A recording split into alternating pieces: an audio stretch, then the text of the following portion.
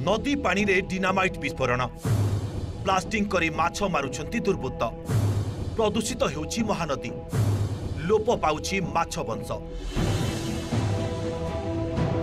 थरे देखंतु एही दृश्य को केमिति नदी पानी रे हेउछि विस्फोरण ब्लास्टिंग परे थरी उठुछि महानदी गर्भ। बौद्धरे माछ मारिबाकू प्रतिदिन नदी रे एमिति शह शह विस्फोरण हेउछि। अधिक माछ मारिबाकू बेआईन भावरे डिनामाइट ब्लास्टिंग करुछंती दुर्बृत्त। आउ एमिति प्रस्तुत हेउछि डिनामाइट बारूद नासी रे निया लगाई पानी को फिंगी दिया जाउछि।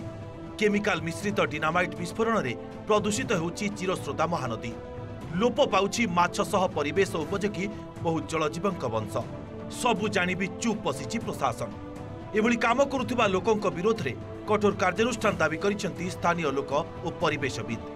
महानदी पानी एक महोषधि होइथिबा बेले महानदी पानी वर्तमान एक भयंकर रूप नहीं जहाँ फल विभिन्न प्रकार देह खराब होउछि। एथि प्रति सरकार भी सचेतन होबार दरकार एवं जनसाधारण भी सचेतन होबार आवश्यकता रही। माछ मारिया पई ब्लास्टिंग व्यवहार करुचंती विपुल मात्रा रे तो तद्वारा माछ भी एठी लोप पाइबा को बसले। बर्तमान स्थिति एते खराब हो गलानी जोटा कि लोके ए नदी पानी पीवा को बर्तमान निरापद मणु नांती। महानदी रे बेआईन डिनामाइट विस्फोरण जगु माछ वंश लोप पाउथबा बेले प्रभावित होउचंती मत्स्यजीवी। आग भली जाल रे पडु नाहंती विभिन्न प्रजातिर माछ कि चिंगुडी। नदी पर्याप्त माछ मिलु नथिबारु आंध्र माछ बिक्री करुचंती मत्स्यजीवी। कौलिक वृत्ति छाड़ी कहीं अन्य बेउसा आपणाउथिबा बेले अनेक दादन भी खटिबाकू बाध्य होउचंती। नदी और एथिरे रहुथबा जलजीवंक सुरक्षा पाई कोनोसी निर्दिष्ट सुरक्षा आईन नाही। किछि गाइडलाइन नथिबारु कार्यानुष्ठान भी होई पारुनी।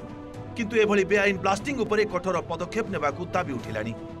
डेली 400-500 पाखापाखि डिनामाइट बम फुटुची। सेतरे माछ जेतकी लोक पाइले ताठू बहु गुणारे माछ मरीगले जेनटा कि सेमना धरी पारु नाही।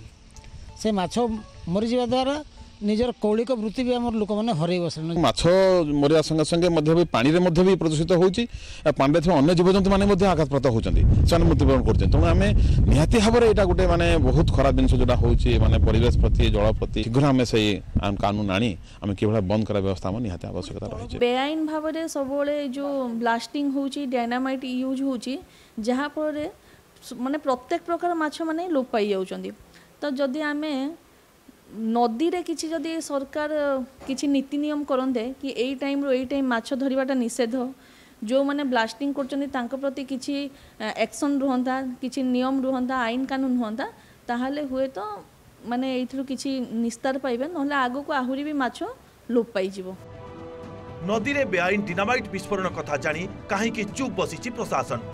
नदी और जलजीवंक उपरे एभली आत्मघाती काम केबे बंद हेबो केबे ओ की पदक्षेप नेउछि प्रशासन ता उपरे नजर। बौद्धरू दीपक दरक रिपोर्ट ओटीवी।